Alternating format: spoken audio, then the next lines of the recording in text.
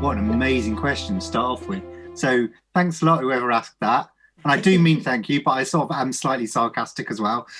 I'm taking some time back, so I'm definitively not working for my employer at the moment.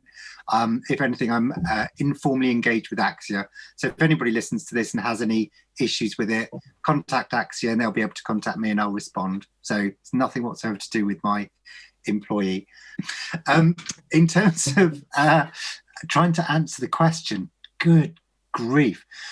In terms of the Equality Act, and people will correct me if I might have misunderstood this, my understanding is that, say, for example, within employment, it's down to the institution to do everything in their power, I believe is the wording, to ascertain whether an employee has a disability or not. That doesn't say anything about whether the person is diagnosed. And I think this is something within the Equality Act that gets missed out. People just smooth over it. Whereas I think it's a hugely important component for people that don't have that identification or formal medical diagnosis of, in this case, autism. So if you believe you're autistic and you're within employment, you're perfectly within your rights to say, you should still be providing me with reasonable adjustments because it's your duty to ascertain whether or not I am under the lawful definition disabled. So I think that's the first point I would point out, and that goes right across the board in terms of service provision. So if you were, for example, you were still eligible to go, for example, so I think the question involved benefits. You could still go for a PIP assessment without a formal diagnosis of anything and say, I believe X, Y, and Z. It's your responsibility to do everything in your power to ascertain whether that's the case or not, and put the onus of responsibility back on the institution, the organisation, the service provider, whatever it might be. It's easier said than done. And the equality, like, I love the Equality Act. I think the Equality Act is a fantastic piece of legislation. And in theory, it should work really, really well. In practice, very often it doesn't, because it's very difficult as an individual to go up against a big institution and say, this is your lawful duty, and expect them to understand and know that. But I think the more people understand their own individual rights under the Equality Act, as an autistic person, whether medically diagnosed or not, the better. If we understand, and we do, that waiting lists, not even waiting lists, even getting a referral for an autism diagnosis. So we're talking beyond Axia, okay? So in the real world, not in the Axia world. In the real world, we know that it's unlikely for you to be able to self-refer for an adult identification. So most people need to go, for example, via a GP. So if we just take that, and then we do take the academic research that identifies that as an autistic adult, you're far less likely to access a GP compared to your predominant neurotype peers, does that not put you at a substantial disadvantage in terms of getting that identification right at the very first hurdle? And if that's the case, then diagnostic referral systems themselves could be deemed as unlawful under the Equality Act. So right from the outset, I think you are disadvantaged as an unidentified autistic person.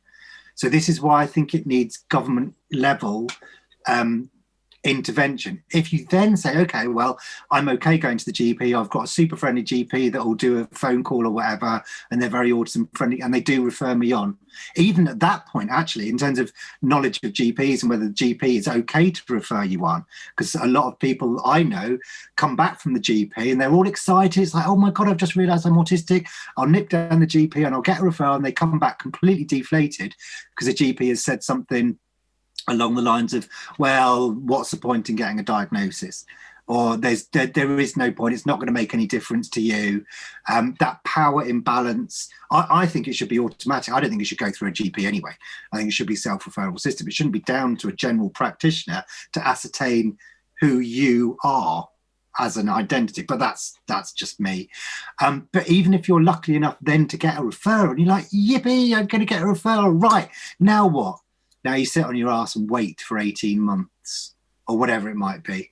Now, if we then take into account that for some autistic people, in a situation whereby from point of referral to point of assessment, they are literally incapable of living in any normal functioning way, and that is the case, I promise you, for some people, does that put a person at a substantial disadvantage if that waiting period is 18 months? It's a rhetorical question, but obviously the answer is yes. If you then take it a step further and say, well, actually, waiting for something that is a pivotal moment in my life, possibly the most pivotal moment in my life, and I still don't know what the answer is. What does that do to my mental health, my anxiety levels in terms of pathological anxiety? Is the system actually putting potentially autistic people into a point of pathological anxiety as a direct result of the fact that we've got waiting lists? And if the answer to that is yes, you've got to ask yourself, would a reasonable adjustment be just not having waiting lists? And if the answer to that is yes, then again, you could consider the process itself unlawful. And this is why it's beyond the scope of you guys or me or even Linda, because it's got to be right a policy making government, or even within a local authority actually, but it's got to be on that much broader scope to recognise those very real issues for some autistic people. Not all autistic people are like that. And then taking it, sort of swerving it a little bit around the identification process. And I suppose I can say this because I published this. I did a paper back in 2014 with Nick Chown around adult identification, and we called it adult identification pathways as opposed to diagnostic pathways. So I don't believe in the term diagnosis. I much prefer identification, or as one of my students calls it, discovery. That was an even better term. It annoyed me. Like, why did you think of that and not me? The discovery of autism as opposed to identification. Identification is still pretty good, so I'll stand by that. But Jodie, yeah, nice work. Discovery, very good. Why are people not allowed to self-identify, and that to be as equally valid under law as a protected characteristic in the same way that being gay is, as opposed to having a medical diagnosis? And that really stresses me out. Like, if you're autistic, I think there are parallels actually to being gay. It's like some people don't know they're gay, and then all of a sudden it's like, oh, hang on, that makes a lot of sense. Yes, I now can come out as gay. Exactly the same for autistic people. Whereas some gay people know from as soon as they've got any kind of orientation around their sexuality, and some autistic people are like that as well. Both are equally as valid. What isn't valid, in my view, is for society to not allow an autistic person to be autistic until they've got that medical rubber stamp. We did away with that years ago for sexuality. What's the I would argue, in a sense, what's the difference? And I know it's very polarizing, and even within the autism community, I know some autistic people saying, you are not allowed to be autistic until you've got a diagnosis. Whereas other people, it's like, excuse me, I know exactly who I am, thank you. Why do I need to go to somebody else who doesn't know me as well as I do to be told who I am? That's weird. And it kind of is weird in a way. And again, I'm not a clinician, so don't ever go at me, but just logically, it seems a bit odd. If you do know yourself as an adult really, really well, and you've done all of your homework, why do you have to go to somebody else who's never met you before to tell you who you are? No disrespect to Linda and her team. I'm not including them because they're completely different. But most diagnostic practices, that's exactly what happens, which seems to me to be a bit bonkers. And I've completely forgotten what the original question was. Yeah, of course you can. Oh, sorry, not of course you can. Otherwise, you wouldn't be asking the question. Sorry. There are some, like personal independence has got nothing to do with working, for example. You can work full time and still get certain benefits. You can be earning £1 million a year and still get benefits.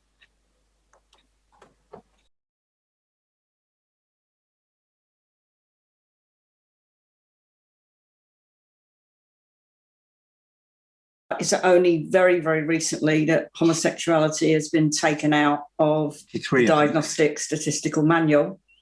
So being seen as something that was diagnosed. And when I was training back in the 70s, we were using electric shock to shock homosexual men from being aroused by photographs of men. Now you think that had been put to the dark ages, but we're still hearing of conversion therapy, which is still going on. And I think, again, that is likened to things like ABA when it's used in its most abhorrent form of trying to stop people being autistic. So I think the parallels go beyond self-identification. They actually, when you've got a minority group, the majority oppress them and do all they can to stamp that out because of fear and ignorance and more sinister things. And I think that the parallels with homosexuality are really important, given that it was considered something that was diagnosed and needed to be cured. And so I don't think that's far off from the autistic world. I think that's absolutely spot on. I think the other parallel that you're obviously well aware of, but didn't necessarily make explicit reference to, is behaviour, and how it used to be the case that homosexuality was seen as a behavioural issue, which is why aversion therapy was used to stop people behaving in a manner. I mean, that's how it all started, wasn't it? Yes, it was. And now we understand homosexuality as a sexuality issue, as opposed to a behavioural issue.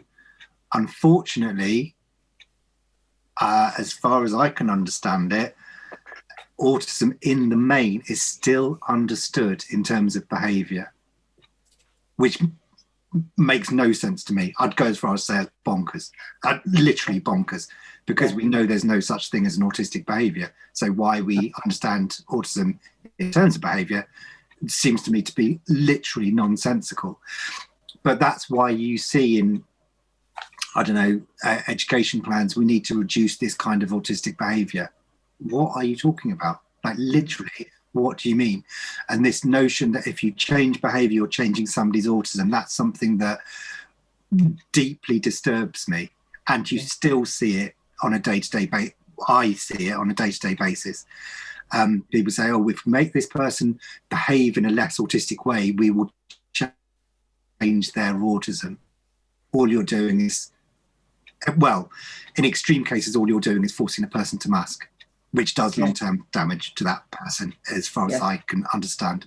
So, we could spend the rest of the time talking about that, but I think that those parallels are absolutely valid. And as soon as society understands and accepts autistic people as autistic, and that's perfectly reasonable, that you're a perfectly reasonable bunch of humans, we're still going to go down this road of kind of behavioural intervention and what have you.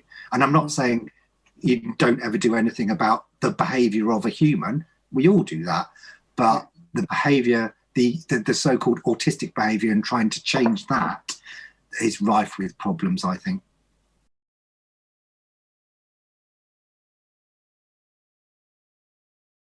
In terms of hyposensitivity, well, we talk about hyposensitivity, don't we? About under response to pain.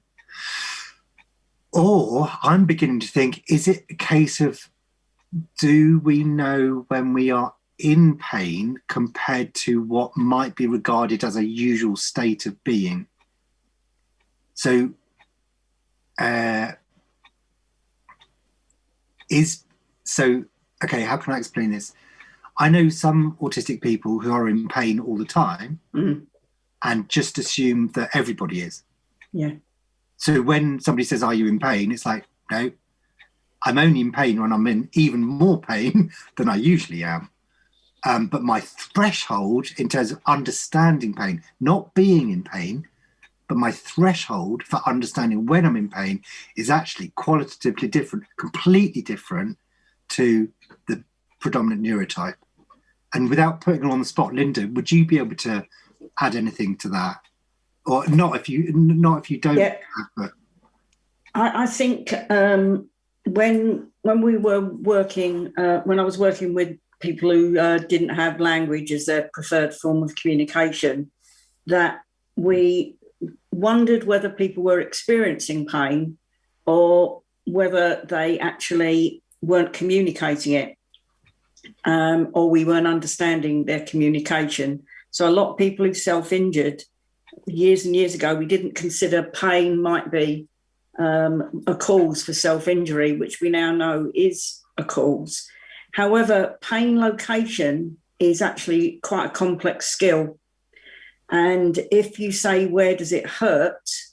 Bearing in mind, I've met a lot of autistic people who don't necessarily see their body as necessarily an extension of themselves. So they might have a pain in their ankle, they might feel that pain, but when they look at their ankle, it's almost not part of them.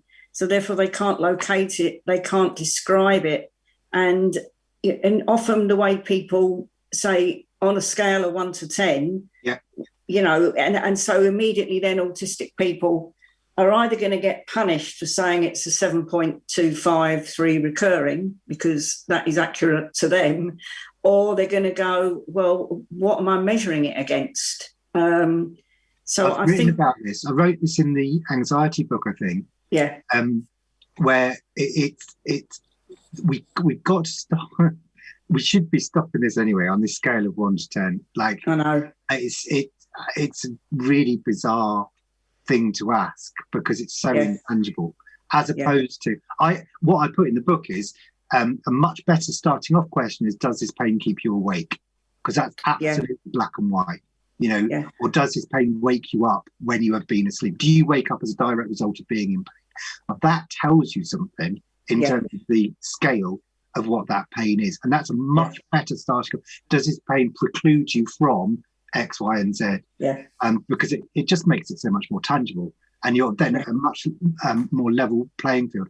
I do think there are hyper sensitivities in terms of responses to pain anyway. So some people who should be in pain are oblivious, and other people should is a very sorry, I shouldn't use that word. That where you might expect there to be pain, an autistic individual might not be processing that, whereas where you might not expect there to be pain, so light touch is the obvious one, or hair or teeth or nails or whatever it might be, where there's absolute agony as a direct result of that, which needs to be taken equally, if not more seriously, and that is very, very, very difficult to get across to doctors. The other thing is the whole stuff about interoception and understanding the body. And the other thing then, and I can't remember if Andy actually identified it, I'm not a clinician, I'm not an anaesthetist, but I know some people, quite a number of people now, who do not respond to anaesthetic in the same way as the general population. And I don't know if you know many anaesthetists.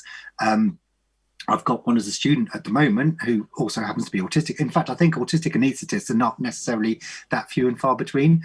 But anaesthetists are also, ironically, it's quite difficult to persuade them that bodies do react differently. Autistic bodies can react differently to anaesthetic. And that's a really scary area.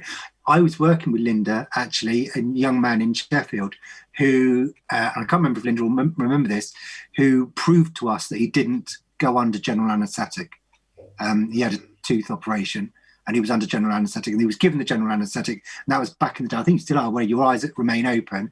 He was under general anaesthetic, he was wheeled into the theatre, and afterwards he was able to recount everything that had happened in the theatre. Which is why he was absolutely terrified of going back into hospital. But the anaesthetist refused to believe us.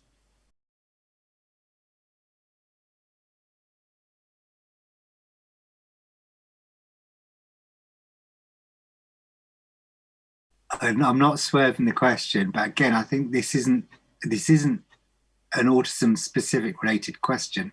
It's more about them.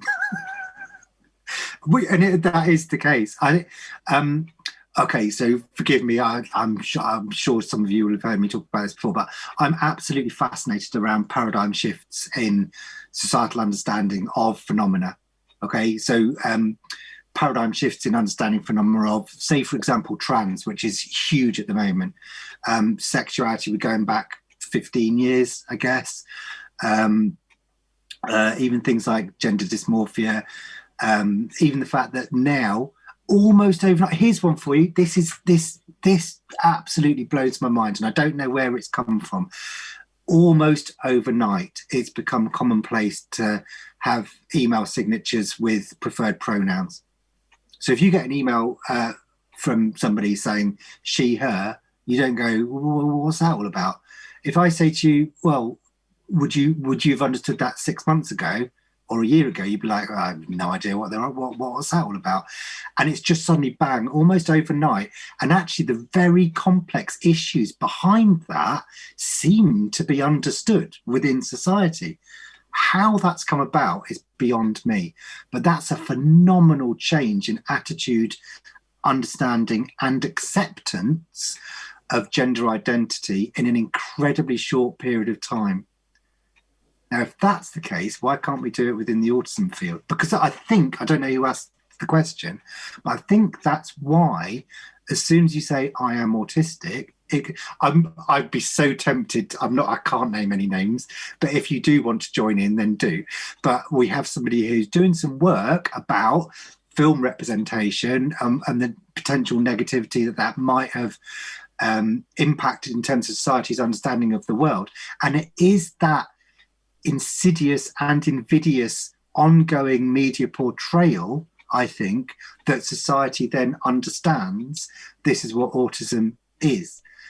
A minority group and a relatively small charity can't do anywhere near as much in terms of influencing society as Disney, Pixar, you name it. And the other thing is famous people. Like, we need more autistic famous people who are really cool and trendy, in a sense, to be able to come out and say, look, this is, or a whole range of autistic famous people, along with Clover the cat. The other thing that I was going to say is that's almost like a top-down approach in terms of this. So talking about paradigm shift in actually where we're at. So going back to the original question, I think that as soon as you mention the word autism, the immediate response is going to be based on the listener's preconceptions of what autism is. And that will be based on, at the very least, Rain Man, or my friend's daughter's husband, or somewhere in between. As soon as we understand that that's as appalling as saying, oh yes, I met a black person the other day, and the response is, well, he must be like Eddie Murphy, or something equally as nonsensical, we've got a long way to go. One of the things that I love, another one of my ex-students, she's posted this on, oh no, is she still a student? Anyway, Heather Greatbatch, I think she's doing the MA, so she's gone on from my course, and she's got this amazing display for her school of neurodiversity, and it's just famous people who are neurodiverse, and she's literally just got a picture of, she hasn't got Greta Thunberg, which is really odd, but I'd have put her at the top of the list, to be fair. Autistic, so-and-so, dyslexic, so-and-so, dyspraxic, etc., etc., etc. If that became totally normalised in all schools, so that it's like every child that goes by, it's like, oh yeah, no, it becomes demystified. And all of a sudden when somebody says I'm autistic, it's like, oh yeah, like a whole bunch of other people who have done really well in life, so how does it impact on you? And until we get, but I don't understand how we get from where we are now to where we need to be. I'm fascinated by it, absolutely fascinated by it, and I don't understand how it works so well in some sectors, but it hasn't yet happened in the autism world.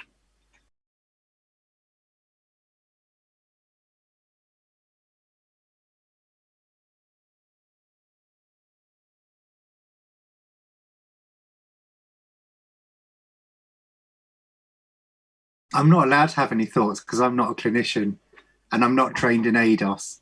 But I have still got thoughts outside of that sphere, just from an autism perspective. So ADOS stands for Autism Diagnostic Observation Schedule. First things first, put ADOS to one side, okay? My view is the heterogeneity of the population means, logically to me, and feel free, I'm sure there are some logical people that I'm speaking to.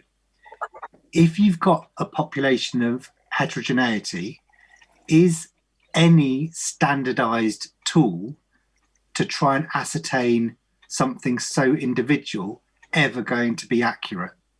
And the answer's got to be no. It can't be. It literally can't be, because it's a non-standard thing that we're looking for. So if autism impacts on every individual in a different way, then trying to find out about that person's autism in a standardized way is surely not going to be as effective for all people all of the time. And that's not just ADOS, that's any standardized tool.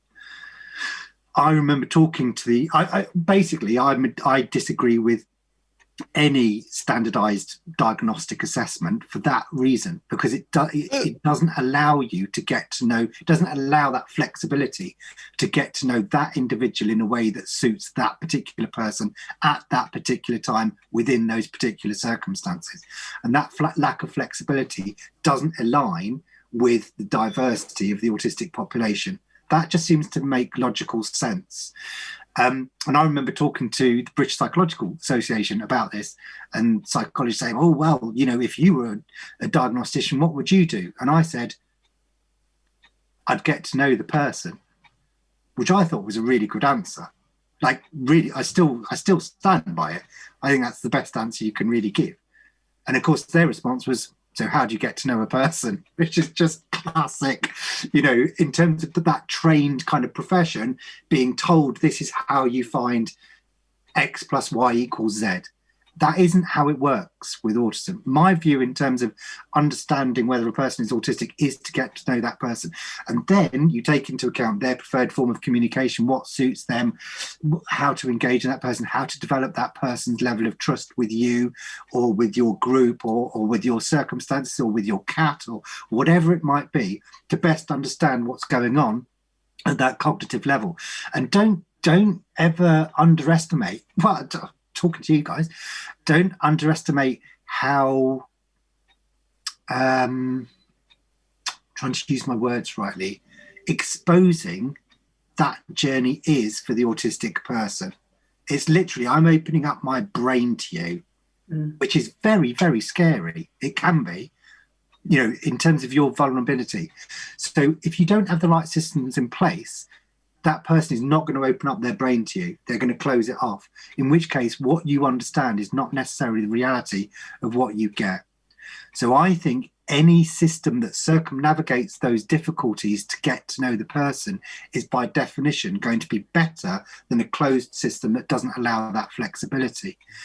ADOS specifically, and as I say, I can't comment as opposed to an informal thinker around autism. If we accept there is no such thing as autistic behaviour, which we can, because there is no behaviour that is unique to the autistic population, there is no behaviour that is specific to the autistic population. So, and there's no behaviour that's universal to the autistic population. So therefore, there is no such thing as autistic behaviour. So observing, which to me is about behaviour, and only using observation of behaviour as your tool for a diagnostic assessment, at least for some people, seems to me to be lacking. It might be the most appropriate tool for some individuals in some circumstances. And I'm well aware that the I believe I'm right in saying the NICE guidelines suggest using the ADOS as good practice. Is that right, Linda? I think it says you may wish to consider the use of diagnostic tools such as ADOS, but you know, as always with the politics of autism, Luke, when the adult diagnoses guidelines and things were coming out, there was a big argument between certain factions of high status professionals who wanted their diagnostic tools to be the only ones. So the compromise is that you may wish to consider, and then lists ADOS, disco, and so on. Okay. But does go on to say there is no substitute for an experienced clinician. How about there is no substitute for an experienced autistic clinician? Would that be one step even further? The whole notion of, so let's use another analogy. I know that before I had children, I was told that as a psychologist, I could never work with families because I didn't know what it was like to be a parent. And I don't think that was true. Of course, I didn't know what it was like to be a parent, but if you suspend your own judgments and if you truly listen to another human being with empathy and respect, if you take the time to understand their worldview, then I don't think you necessarily have to have had the same experience. And sometimes people who've had the same experience, it can be unhelpful. So I know people who've gone to, say, psychology around bereavement are people that have maybe experienced a lot of bereavement themselves, and that can be a very good thing. But equally, the minute you start to impose how your experience of bereavement was, so the minute you think, well, I know what that feels like because I lost my mum too, that's the danger point, because actually you're then putting your viewpoint onto the other individual. So whilst, as you know, Luke, I welcome autistic diagnosticians, and many of our diagnosticians are neurodiverse, including myself, the minute that almost has to be suspended as well. I don't think that necessarily makes you a better or a worse diagnostician, because I've seen people who are neurodiverse who then just say, yeah, I know what that feels like because that's like it for me. So they're putting themselves at the forefront of the diagnosis rather than the other person, if that makes sense. Yeah, I think it goes back to what I don't disagree with. I don't absolutely categorically don't disagree with any of that, Linda. I might have issues with the word empathy, about whether you can genuinely empathise with somebody if, well, and yeah, let's put that to one side maybe. Oh, and of course there are different types of empathy anyway. Yeah, absolutely. But going back to whether you get it or not, getting it might include you being of the type of person who is willing and able to put your own life view to one side, yes, to embrace somebody else's. Yes. Those human beings are very few and far between as well. Just because you are one and you have your team around you like that, generally speaking, and again, going back to people in this group, I don't think many people come across other people that are like that. So I would include that as part of you have the ability to get it because you are of that mindset, irrespective of what your own neurology actually is. Yes. I only put it out there in terms of, I'm not saying all autistic people would make brilliant autistic clinicians. That would be bonkers. Yeah. And I'm not saying all all clinicians who identify autism should be autistic either. All I'm saying is, it's an interesting debate to work out whether or not that might add to the portfolio of excellence. Yes.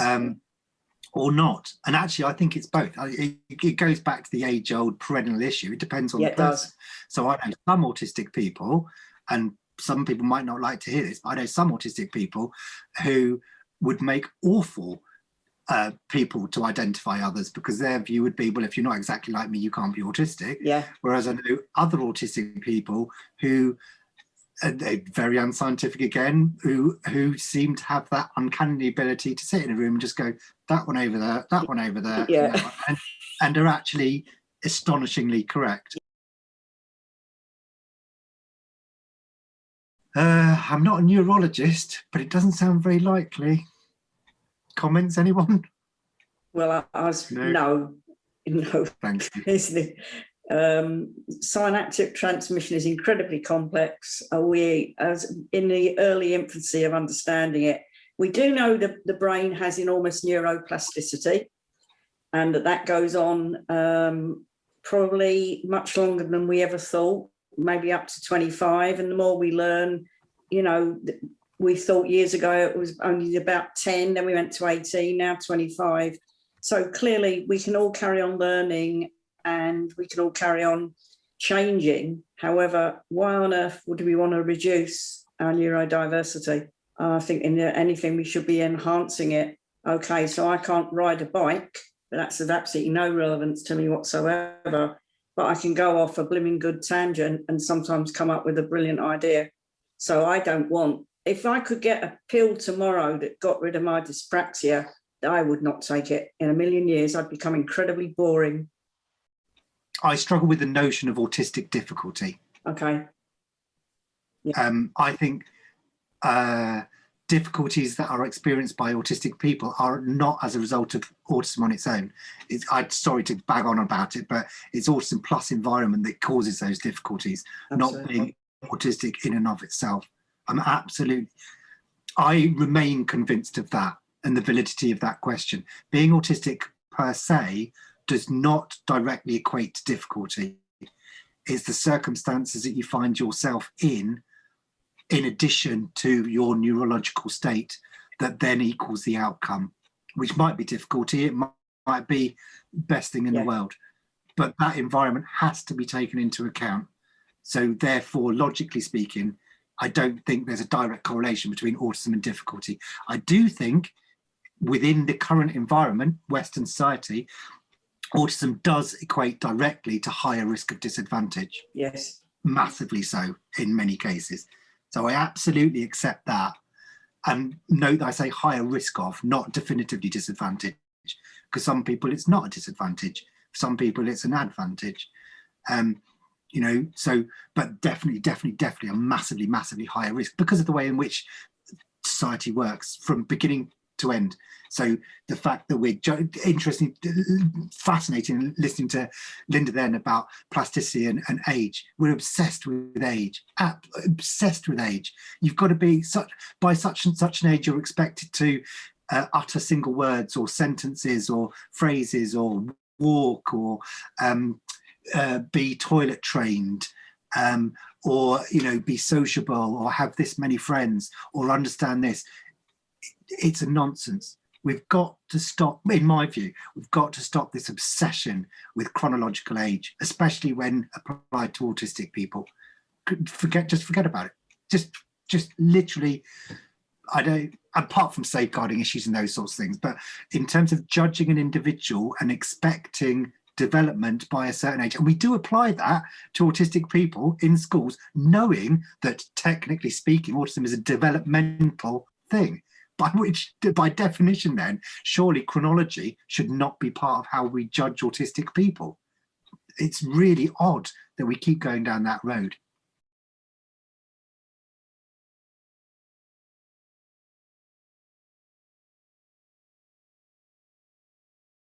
I think it's perhaps unfair to view the NHS as just one big conglomerate that's only got one view.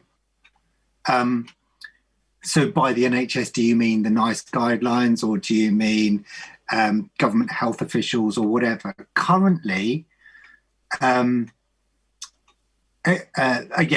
currently the NHS, in a sense, in terms of GPs and clinicians and what have you, tend to follow guidelines such as NICE, and they have diagnostic manuals like the DSM, which is for psychiatric conditions, and ICD-10, which is the International Classification of Diseases, as I'm sure you all know. There's a really good letter in response to an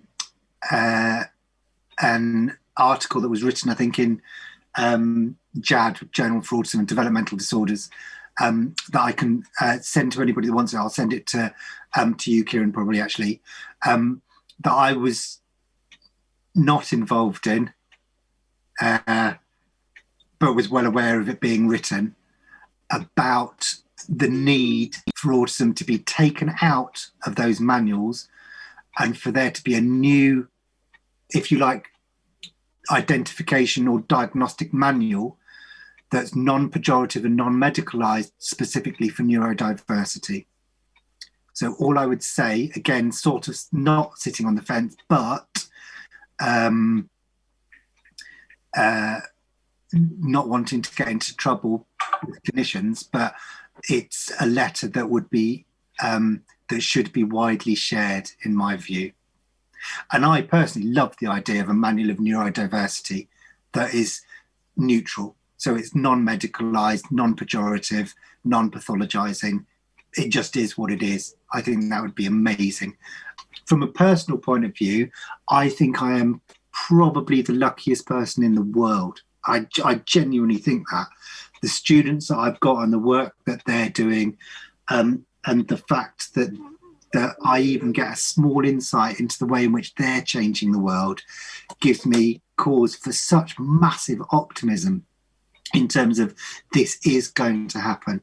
And I know it's perhaps not kind to point out because you're of a generation that might not necessarily directly benefit, but they will. The future generations, I'm 100% convinced, 99% convinced that certainly some of the work that my students are doing, and also in the broader fields and the work of cutting edge people like you, Axia, and you as a group, you should be future generations of autistic people.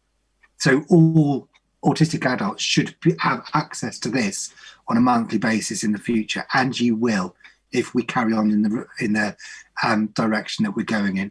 So it's good news, but it just takes time, I think.